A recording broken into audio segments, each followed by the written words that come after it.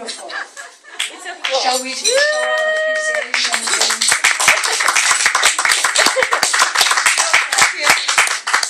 You write about tender, loving care, and I feel that's what your poems are like.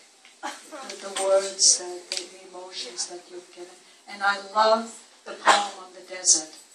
The first time I saw the desert, now I'm a cold country person by background. I lived in California for a while and we were just complete sand.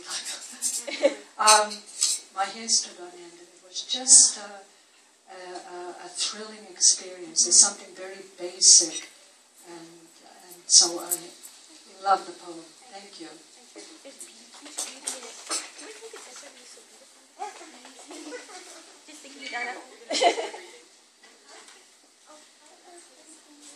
And just a short poem from your host. Lilja, the lovely. Lilja, the lovely. Word mask. The more we say, the less we reveal. The more we explain, the less others excuse us. If words dance, everyone parties. So welcome to the party.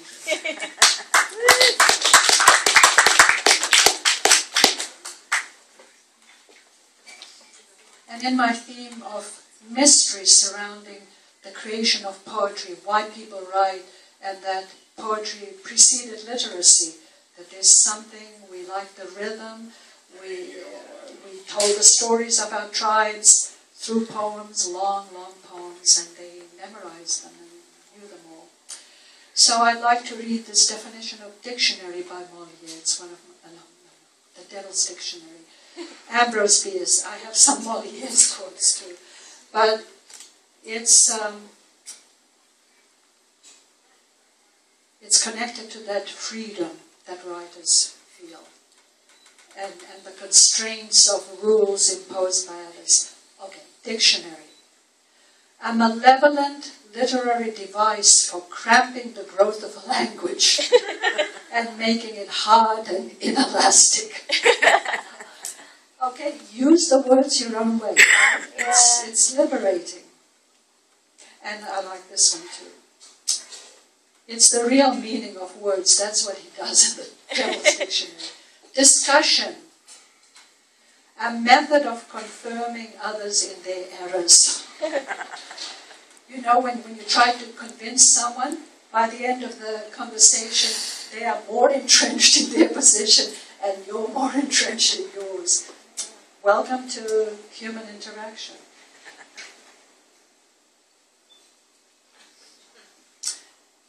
And I'd like to read this. Molière.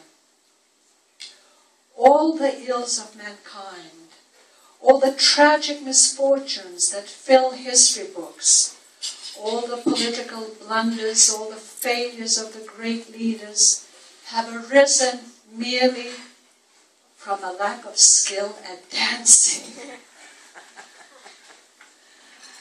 And I do think because I'm taking dance lessons and the steps are so complicated, you have to think about it, you have to practice, you have to, there's a whole community, there's pressure. You know, you don't have time to kind of conquer other people and impose your way on them. Try.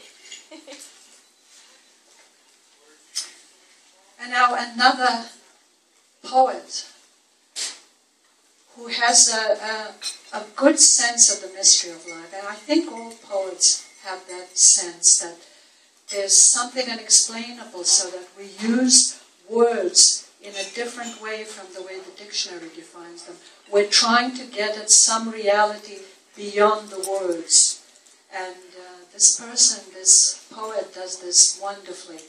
And she's multi-talented, she does photography, she does the best posters in the area, maybe in BC, maybe in Canada, I don't know. They are fantastic. Book covers, if you have a book out, you want her to do your book cover. Thank you. She's, her poetry has been published in Sudden Thunder Anthology, Mind Paintings, and she's one of the directors of the newly formed Royal City Literary Arts Society. A regular, I don't know that Poetic Justice could exist without her there. You know. No, I think so. That's right. It's just wonderful. So please welcome Janet Kvammen, who's there for the city of New Westminster, who documents everything that goes on. She's there with her camera. We know all the birds, all the farms, everything that happens in New West. We learn on Facebook. Thank you, Janet. Thank you.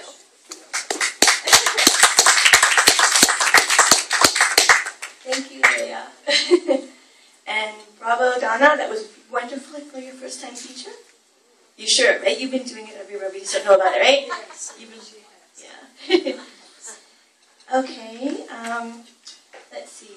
Get organized over here. Good luck with me getting organized.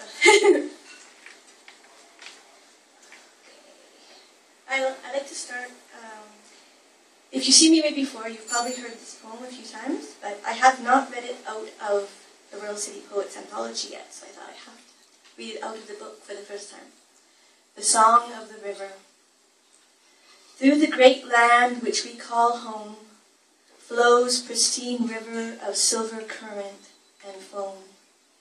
Emerald rainforest, loden jade, under majestic mountains of multiple shade.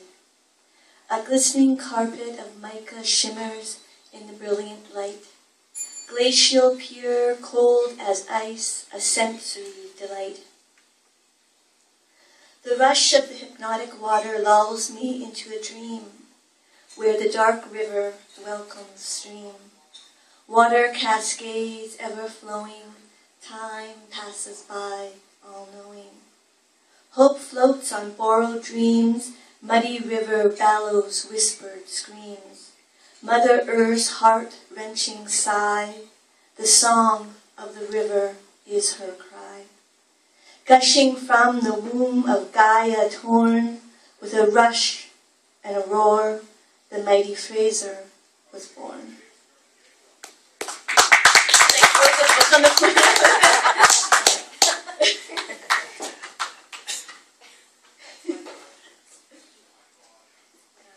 Between earth and sky, a villanelle.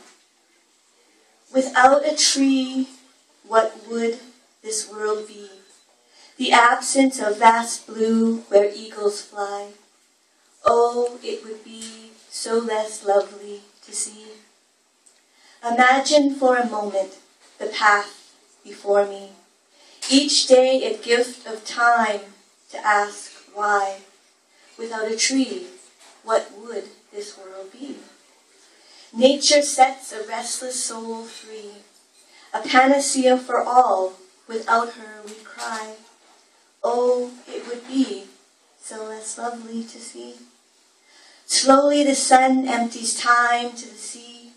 Breathe deep starlight, alive until we die.